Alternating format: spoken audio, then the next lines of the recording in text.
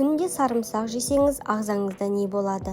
Сарымсақ әр үйдің асханасында кездесетін қарапайым өнім, бірақ оның адам ағзасына әсері туралы көптеген пікірлер бар. Біреулер оны табиғи антибиотик дейді, кейбір адамдар күнде таңертең аш қарынға жейді, ал енді біреулер сарымсақ барлық аурудан қорғайды деп сенеді. Бірақ бұл рас па? Күнде сарымсақ жесеңіз, иммунитетіңіз шынымен күшейе ме? Жүрекке пайдасы бар ма? Қан қысымын төмендете ме? Әлде зияны көбірек пе? Сарымсақты көп мөлшерде жеу қауіпсіз бе? Ол кімдерге болмайды? Аш қарынға жеген дұрыс па, әлде тамақпен бірге ме? Бұл видеода біз сарымсақтың тарихынан бастап, оның құрамын, ағзаға қалай әсер ететінін, ғылыми дәлелденген пайдасын, халық арасында қолданылатын әдістерді, мүмкін болатын және зиян жағын, оны қалай дұрыс пайдалану керектігін толық талқылайтын боламыз. Соңына дейін бірге болыңыз, себебі видео соңында сарымсақ туралы көпшілік біле бермейтін қызықты деректермен бөлісеміз. Ең алдымен сарымсақтың тарихына тоқталайық. Сарымсақ адамзат ең ұзақ пайдаланып келе жатқан өсімдіктердің бірі. Ғалымдардың айтуынша, оны адамдар шамамен 5000 жылдан бері тағам ретінде де, емдік мақсатта да қолданылып келеді. Ежелгі Мысырда сарымсақ ерекше бағаланған. Тарихшылардың мәліметінше, пирамидаларды салған жұмысшыларға күш-қуатын сақтау үшін сарымсақ берілген. Ол кезде адамдар сарымсақ адамның төзімділігін арттырады деп сенген. Ежелгі Грекияда спортшылар жарыс алдында сарымсақ жеген. Олар бұл өнім күш береді және ағзаны шынықтырады деп есептеген. Ал Қытай мен Үндістанның дәстүрлі медицинасында сарымсақ мыңдаған жыл бойы суық тию, жөтел және түрлі инфекциялар кезінде қолданылып келген. Ал орта ғасырларда Еуропада оба сияқты жұқпалы аурулар тараған кезде де адамдар сарымсақ өзін қорғайды деп сеніп, оны күнделікті тұтынған. Әрине, сол кездегі адамдар бактерия мен вирус дегеннің не екенін білмеген, бірақ тәжірибе арқылы сарымсақтың кейбір пайдалы қасиеттерін байқап отырған. Қазіргі медицинада сарымсақты барлық аурудың емі деп есептемейді. Дегенмен, көптеген ғылыми зерттеулер оның құрамындағы кейбір белсенді заттардың жүрек қан тамырлары жүйесіне, иммунитетке және жалпы денсаулыққа оң әсер етуі мүмкін екенін көрсетеді. Бірақ сарымсақ дәрінің орнына жүрмейді. Ол дұрыс тамақтанудың бір бөлігі ғана. Сарымсақтың құрамына тоқталар болсақ, сарымсақтың пайдасы оның ерекше химиялық құрамына байланысты. Ең маңызды заты аллицин. Дәл осы зат сарымсаққа өткір иіс береді. Қызығы, бүтін сарымсақтың ішінде аллицин болмайды. Ол сарымсақты турағанда, ұсақтағанда немесе шайнағанда ғана түзіледі. Сондықтан мамандар сарымсақты турап болған соң шамамен 10 минут күтіп барып пайдалануды ұсынады. Осы уақыт ішінде аллициннің түзілуі күшейеді. Сарымсақтың құрамында С дәрумені бар. Бұл дәрумен иммундық жүйенің қалыпты жұмыс істеуіне қатысады және ағзаны бос радикалдардың әсерінен қорғауға көмектеседі. Сонымен қатар оның құрамында В6 дәрумені кездеседі. Ол жүйке жүйесінің жұмысына және энергия алмасуға қажет. Минералдардың ішінде марганец, селен, кальций, фосфор және калий бар. Әсіресе селен ағзаны тұтығу стрессінен қорғауға қатысатын маңызды микроэлементтердің бірі. Сарымсақта антиоксиданттар да мол. Олар жасушаларды зақымдайтын бос радикалдардың әсерін азайтуға көмектеседі. Бір түйір сарымсақтың калориясы өте төмен, бірақ оның құрамындағы биологиялық белсенді заттар өте күшті әсер етуі мүмкін. Сол себепті сарымсақты өте көп мөлшерде жеу дұрыс емес. Көп жағдайда оны аз мөлшерде, бірақ тұрақты түрде тағам құрамында пайдалану жеткілікті. Ал сарымсақты күнде жесеңіз, ағзаңызда не болады? Енді ең қызықты бөлімге келдік. Егер сарымсақты күнделікті, бірақ шамадан тыс емес мөлшерде тұтынсаңыз, ағзада қандай өзгерістер болуы мүмкін? Иммунитетке әсері көпшілік сарымсақты табиғи антибиотик деп атайды. Бұл сөз толық дұрыс болмаса да, оның құрамындағы аллицин және басқа да күкіртті қосылыстардың кейбір бактериялар мен саңырауқұлақтарға қарсы белсенділігі зертханалық жағдайда көрсетілген. Кейбір зерттеулер сарымсақты тұрақты тұтыну кейбір адамдарда суық тиюдің жиілігін немесе ұзақтығын азайтуы мүмкін екенін көрсеткен. Бірақ сарымсақ вирустық инфекцияларды емдемейді және дәрінің орнын баспайды. Сарымсақтың жүрекке пайдасы. Жүрек біздің ең маңызды мүшелеріміздің бірі. Кейбір ғылыми зерттеулер сарымсақты тұрақты пайдалану қан тамырларының қызметін жақсартуға көмектесуі мүмкін екенін көрсетеді. Сарымсақ құрамындағы кейбір белсенді заттар қан тамырларының босаңсуына әсер етіп, олардың икемділігін қолдауы мүмкін. Қан қысымы жоғары адамдар арасында сарымсақ өте танымал. Кейбір зерттеулер сарымсақтың кейбір адамдарда қан қысымын аздап төмендетуге көмектесуі мүмкін екенін көрсеткен. Бірақ бұл әсер барлық адамда бірдей болмайды және сарымсақ дәрігер жазған дәрілерді алмастырмайды. Холестерин. Тағы бір жиі қойылатын сұрақ: сарымсақ холестеринді азайтады ма? Зерттеулердің нәтижесі әртүрлі болғанымен, кейбірінде жалпы холестерин мен жаман LDL холестериннің аздап төмендеуі байқалған. Алайда әсері үлкен емес, сондықтан негізгі ем ретінде қарастырмаңыз. Қан тамырлары. Сарымсақ антиоксиданттарға бай болғандықтан, ол қан тамырларын тотығу стрессінен қорғауға белгілі бір деңгейде көмектесуі мүмкін. Бұл жүрек қан тамырлары жүйесінің саулығын қолдайтын факторлардың бірі. Ас қорыту жүйесі. Аз мөлшердегі сарымсақ кейбір адамдардың тәбетін ашып, ас қорытуға көмектесуі мүмкін. Бірақ көп мөлшерде қолданылса, керісінше асқазанның ашуына, қыжылға және іштің жайсыздануына әкелуі мүмкін. Ішек микрофлорасы. Сарымсақтың құрамындағы кейбір заттар пайдалы ішек бактериялары үшін қорек бола алады. Сондықтан ол ішек микробиотасының әртүрлілігін қолдауға ықпал етуі мүмкін. Сарымсақтың бауырға әсері.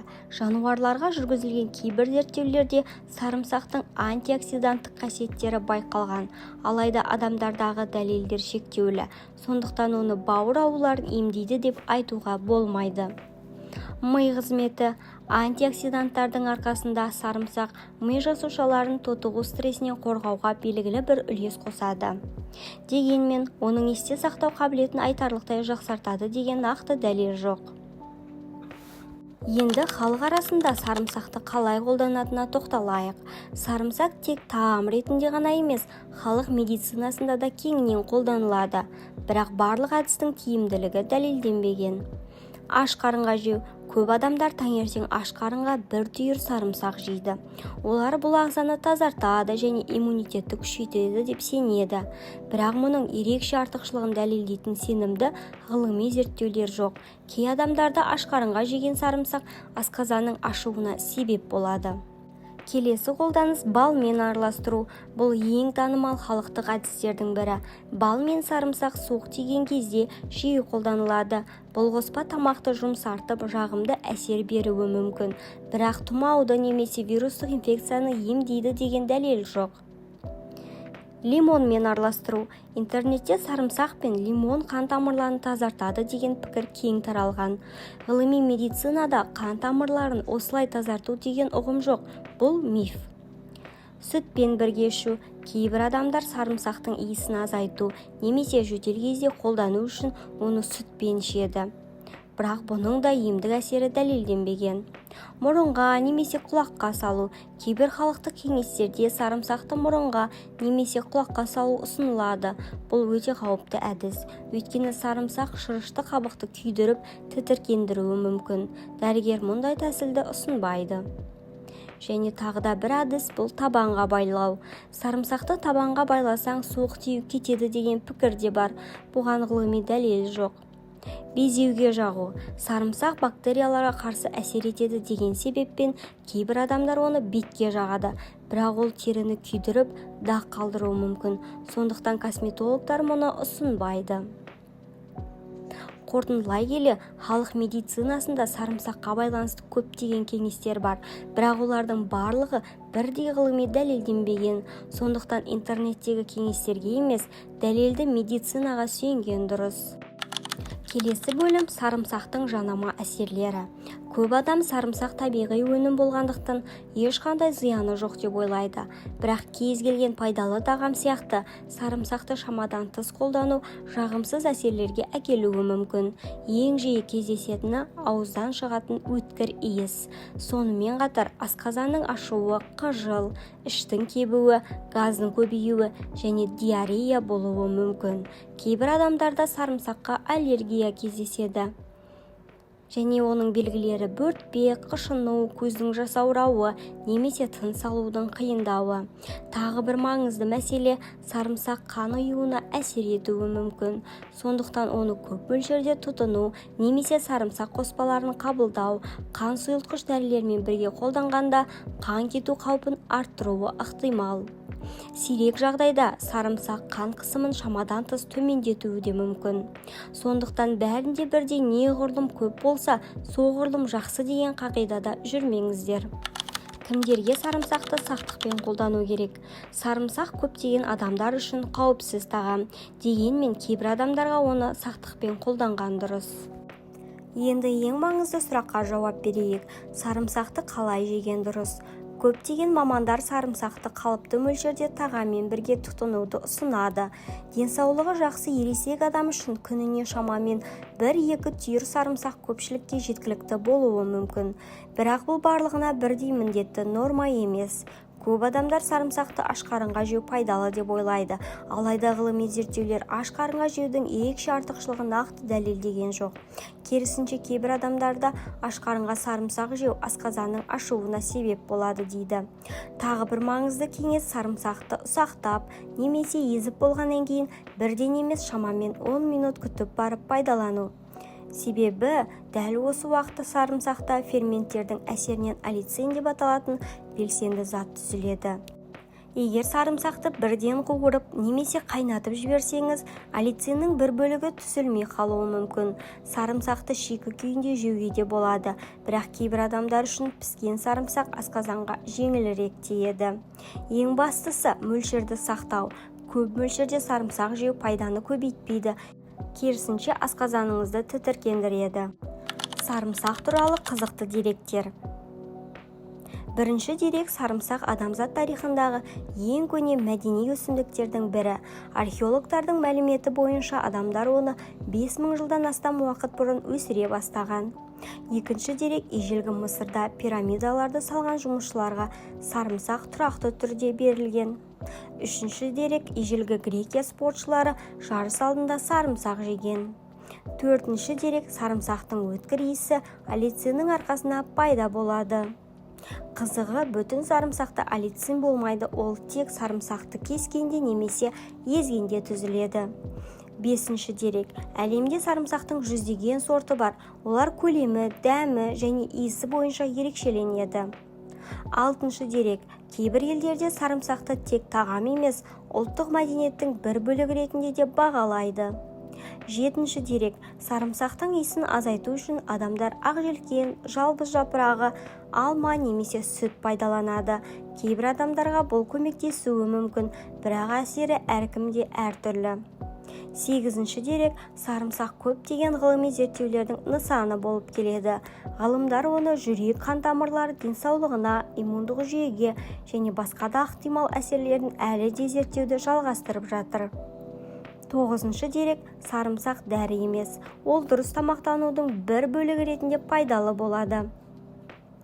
10-шы дерек денсаулыққа ең пайдалысы тек бір ғана өнім емес, сарымсақтың әсері дұрыс тамақтану, ұйқы, дене белсенділігі және жалпы өмір салтымен бірге қарастырылғанда ғана маңызды болады. Қорытындылай келе, егер сіз сарымсақты күнделікті тұтынатын болсаңыз, оны шамадан тыс емес мөлшерде дұрыс тамақтанудың бір бөлігі ретінде пайдаланыңыз. Ең бастысы, денсаулық туралы ақпаратты тек дәлелді медицинаға сүйене отырып қабылдау. Егер бүгінгі видео сізге пайдалы болса, лайк басып, арнамызға жазылыңыз. Сіз сарымсақты күнде жейсіз бе? Астына пікірге жаза кетіңіз. Келесі видеода дәл осындай форматта тағы бір күнделікті тұтынатын өнімнің немесе дәрінің пайдасы мен зиянын жан-жақты талқылайтын боламыз.